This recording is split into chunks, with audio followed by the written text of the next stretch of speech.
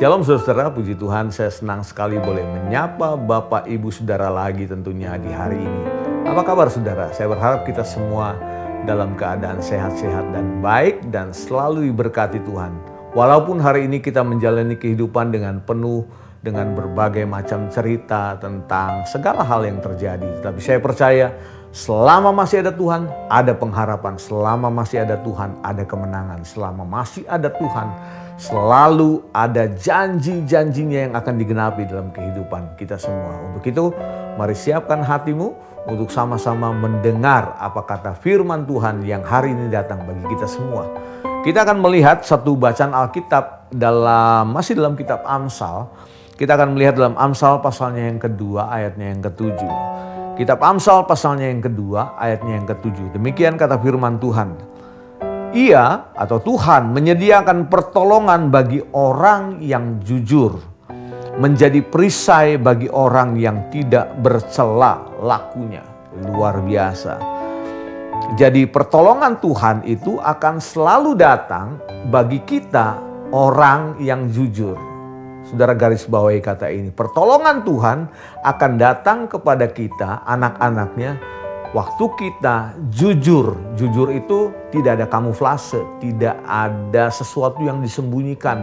Apa adanya, hidup dengan apa adanya, dengan hati yang bersih. Maka saya percaya pertolongan Tuhan akan datang karena ini janji firman Tuhan yang ditulis oleh seorang raja Israel yang namanya Salomo. Tahukah saudara, pencapaian tertinggi dalam kehidupan seseorang itu adalah menjadi seorang raja. Mungkin saudara sudah mencapai keberhasilan tetapi masih dalam taraf yang biasa. Salomo meneliti dalam kehidupannya, dia menjumpai bahwa ternyata bagi orang jujur itu selalu ada pertolongan. Dan Tuhan menyediakan pertolongan bagi orang jujur. Kemudian katanya menjadi perisai bagi orang yang tidak bercela lakunya. Jadi orang yang hidup apa adanya, hidup yang bersih hatinya, selalu ada pertolongan bagi orang-orang itu. Nah pertanyaannya sekarang, apakah pertolongan Tuhan sudah datang bagi hidup kita? Jangan-jangan Tuhan memeriksa hati kita, masih didapati kamu nih masih ada kesalahan-kesalahan yang disembunyikan, yang kadang-kadang mungkin ada sesuatu mungkin halnya kecil gitu ya, kita masih sembunyikan. Jangan kita mengumpat sesuatu di dalam hati. Waktu kita datang pada Tuhan, datang dengan apa adanya.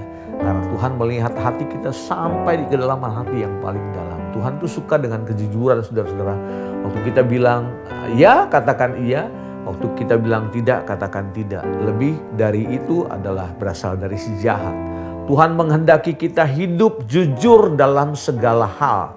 Hidup jujur dalam segala tingkah laku kita. Dalam pekerjaan kita jujur, dalam berbisnis kita jujur, dalam berteman kita jujur, dalam hubungan kita jujur. Saudara lihat ya, ketika orang jujur dipertemukan dengan orang jujur, maka saya percaya akan ada sesuatu hubungan yang harmonis. Sebaliknya, waktu kita berteman dengan orang yang tidak jujur, maka saya percaya sekalipun saudara hidup jujur, kemudian saudara mengalami kesulitan-kesulitan yang begitu rupa. Dalam tanda kutip kita mungkin dimakan oleh teman kita. Tetapi ujung dari kehidupan orang-orang yang tidak jujur, hasilnya apa saudara? Binasa. Hasilnya apa? Hasilnya adalah mungkin saya pakai istilah gini. Orang-orang yang di luar non-Kristen aja pernah tahu bahwa orang yang gaya hidup jujur tuh hidupnya gak berkah, gak jadi berkat bagi orang lain. Kurang lebih seperti itu. Makanya hari ini waktu firman ini datang, pastikan hati kita adalah hati yang jujur. Manusia dalam kita ini jujur. Sehingga waktu kita bergaul, berbisnis, melakukan ini dan itu, maka saudara dan saya akan dibawa untuk melihat pertolongan Tuhan. Pertolongan Tuhan itu tidak selalu mujizat. Pertolongan Tuhan itu tidak selalu hal-hal yang enak saudara. Ada kalanya mungkin kita mengalami pertolongan Tuhan malah usaha kita bangkrut. Kita mengalami pertolongan Tuhan malah kita ditipu orang. Kita mengalami pertolongan Tuhan justru malah kita mengalami sesuatu yang sakit, kita melewati masa-masa yang begitu berat dalam kehidupan. Tetapi percayalah, di titik-titik terendah itu, maka Dia menyatakan pribadinya untuk mengangkat hidup kita. Dan disitulah sebenarnya pertolongan yang sejati. Dia memberikan jalan keluar waktu kita bangkrut. Dia memberikan pencerahan waktu kita tertutup jalan. Dia memberikan sesuatu yang pasti di tengah ketidakpastian. Bukankah itu pertolongan Tuhan? Dan kalau saudara sedang mengalami proses ini, maka saya pastikan saudara dan saya adalah orang-orang yang jujur di hadapan Tuhan. Kiranya firman yang datang hari ini memberikan kekuatan bagi hidup kita, sehingga kita semakin berkemenangan di dalam Tuhan. Mari kita datang pada Tuhan.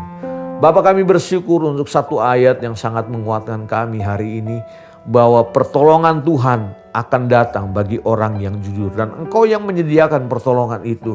Mungkin bentuknya bukan pembelaan Tuhan, atau mungkin bentuknya pertolongannya bukan waktu kami mengalami keterpurukan kemudian tiba-tiba Tuhan mengangkat kami sedemikian cepatnya. Enggak. Justru kami mungkin di tengah-tengah waktu kami berbisnis, kami dimakan orang, kami ditipu orang.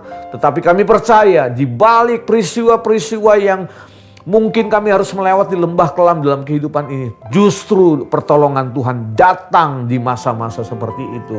Ajar kami untuk dewasa, untuk mengerti kebenaran ini Tuhan. Sehingga waktu kami mengalaminya, kami tangguh di dalam Tuhan. Dan kami boleh berkata segala perkara dapat kami tanggung karena ada Tuhan yang memberikan kekuatan bagi hidup kami. Terpujilah nama-Mu, berkat-Mu atas umat-Mu dalam nama Tuhan Yesus Kristus. Haleluya. Amin. Tuhan berkati kita semua.